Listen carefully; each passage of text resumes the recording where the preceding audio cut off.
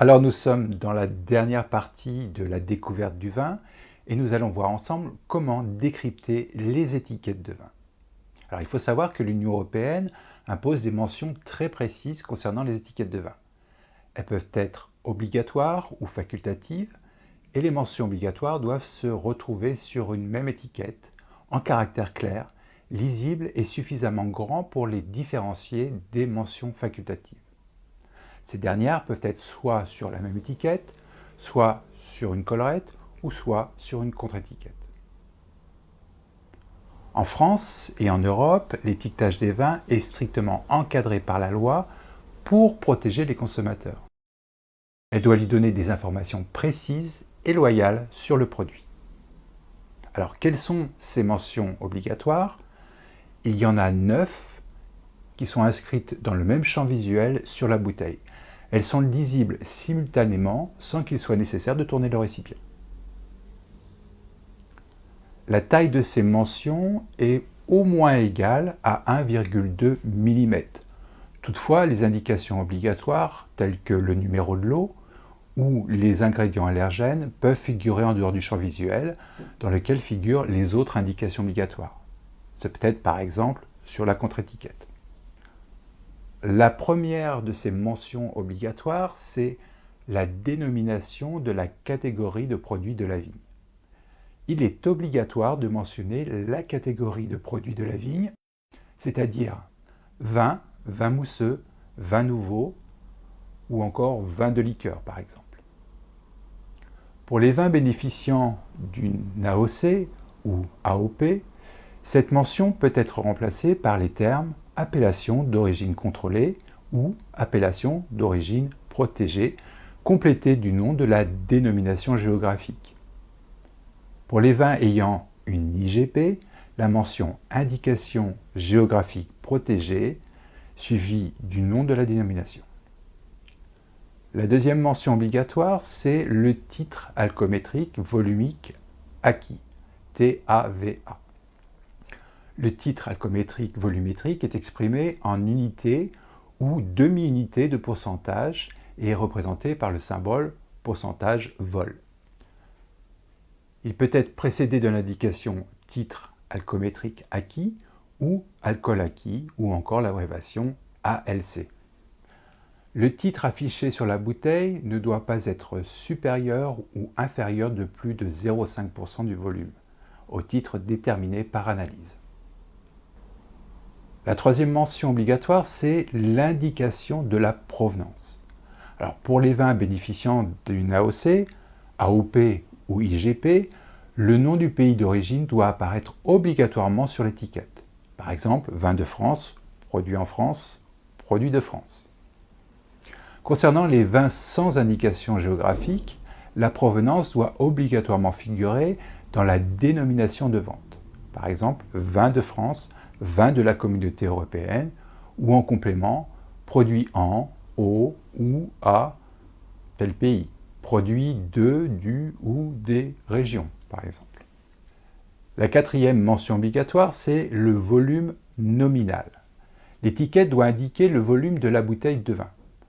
Pour chaque catégorie de vin, une gamme de volume usuelle est définie. Les vins doivent être commercialisés dans les volumes suivants: 125, 200, 375, 750 ou 1500 ml. La cinquième mention obligatoire, c'est le nom et l'adresse de l'embouteilleur. Les informations relatives à l'embouteilleur, donc le nom et l'adresse, doivent figurer sur l'étiquetage et sont complétées par les termes embouteilleur ou mise en bouteille par. La sixième mention, c'est le numéro de lot. Le lot s'entend d'un ensemble d'unités de vente d'une denrée alimentaire produite, fabriquée ou conditionnée dans des circonstances pratiquement identiques. Le numéro de lot est constitué de chiffres et de la lettre précédée d'un L majuscule. La septième mention obligatoire, ce sont les allergènes. Si le vin contient des ingrédients susceptibles de provoquer des effets indésirables chez les consommateurs, l'étiquette doit alors mentionner « contient » suivi des allergènes tels que, par exemple, les sulfites contient du lait, des œufs et leurs dérivés, par exemple. La 8e mention obligatoire, c'est le message sanitaire. En France, les boissons alcoolisées commercialisées titrant plus de 1,2% du volume doivent faire figurer sur l'étiquette le message sanitaire destiné aux femmes enceintes, préconisant la non-consommation d'alcool pendant la grossesse. Il peut s'agir du message suivant: la consommation de boissons alcoolisées pendant la grossesse, même en faible quantité, peut avoir des conséquences graves sur la santé de l'enfant. On peut aussi y ajouter un pictogramme représentant une femme enceinte dans un cercle barré. La dernière mention obligatoire, la 9e, c'est la teneur en sucre. Alors cette indication n'est obligatoire que pour les vins effervescents. Vous pourrez retrouver sur l'étiquette par exemple la notion de brute nature. Cela veut dire que la teneur en sucre est inférieure à 3 grammes par litre. Il y a aussi les extra bruts, donc la teneur est comprise entre 0 et 6 grammes par litre.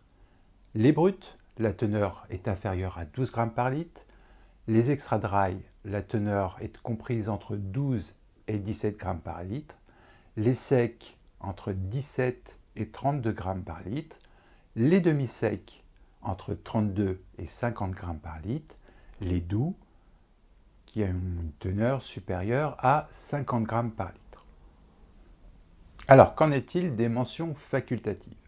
Les mentions facultatives sont des mentions complémentaires qui ne doivent pas obligatoirement apparaître sur l'étiquette, mais elles sont toutefois réglementées. La première de ces mentions, c'est le millésime et le cépage. La mention du millésime exige qu'au moins 85% des raisins utilisés pour produire le vin aient été récoltés pendant l'année en question. La mention du cépage impose que le vin soit issu de 85% du cépage concerné. En cas d'emploi d'un nom de 2 ou plusieurs cépages, le vin doit être issu de 100% de ces variétés et les cépages doivent être indiqués par ordre croissant de la proportion utilisée. La deuxième mention facultative est la teneur en sucre des vins non mousseux ou non effervescents. Si cette mention est obligatoire pour les vins effervescents, elle n'est que facultative pour les autres vins. On trouvera par exemple la mention suivante, sec, pour les vins dont le sucre est inférieur à 4 grammes par litre, demi-sec pour une teneur inférieure à 12 grammes par litre, moelleux pour une teneur entre 12 et 45 grammes par litre, doux pour une teneur supérieure à 45 grammes par litre. Une autre mention que l'on peut rajouter, ce sont les mentions traditionnelles. Les mentions traditionnelles sont employées pour évoquer une qualité ou une ancienneté particulière du produit.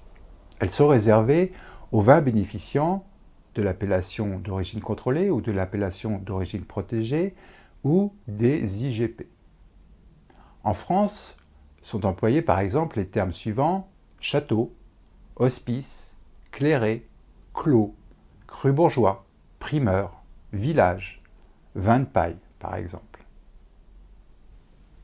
D'autres mentions peuvent s'ajouter comme les mentions relatives aux méthodes de production. Les vins commercialisés au sein de l'Union européenne peuvent faire référence à certaines méthodes de production qui renvoient à la fermentation, à l'élevage ou au vieillissement du vin. Par exemple, vieilli en fût de chêne, vendange manuelle, vieille vigne, méthode traditionnelle pour les vins effervescents, etc. Lorsque le vin a été élevé ou vieilli dans un récipient en bois pendant au moins 6 mois et pour la moitié du volume en question, la mention suivante peut être utilisée. Élevé en fût de, fermenté en fût de, ou vieilli en fût de. Une autre indication que l'on peut mettre sur l'étiquette, c'est l'indication géographique. Les vins bénéficiant d'une AOC ou AOP ou d'une IGP peuvent utiliser le nom d'une zone géographique plus petite ou plus grande si leur cahier des charges le permet. On peut aussi mentionner le nom de l'exploitant ou de l'exploitation. La référence à une exploitation, château, domaine, clos, mât, etc., est réservée aux vins sous appellation d'origine contrôlée ou protégée, ou les IGP. Le vin doit être produit exclusivement à partir de raisins récoltés dans le vignoble exploité par cette exploitation. Et la vinification doit être réalisée entièrement dans l'exploitation. On peut rajouter aussi des mentions comme les symboles qualitatifs. Les symboles relatifs à AOC/AOP ou IG peuvent être utilisés sous la forme de logos, accompagnés du nom de l'indication géographique.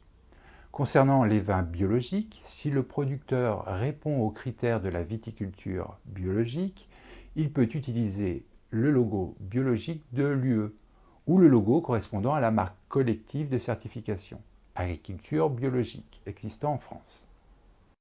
Enfin, les distinctions ou médailles obtenues pour des vins lors de concours de dégustation ayant lieu en France peuvent être mises en avant sur l'étiquette de la bouteille ou sur la collerette. Voilà, les étiquettes de vin n'ont plus de secret pour vous, et avec les connaissances acquises dans les précédents chapitres, vous serez incollable sur le vin. Alors, le monde du vin est très vaste, et nous n'avons vu que l'essentiel. Pour développer votre culture du vin, soyez curieux et prenez toutes les occasions qui vous permettront d'en découvrir plus, avec modération bien sûr. Cette formation est maintenant terminée. Je vous donne rendez-vous dans d'autres capsules pour d'autres sujets. Et je vous dis à bientôt.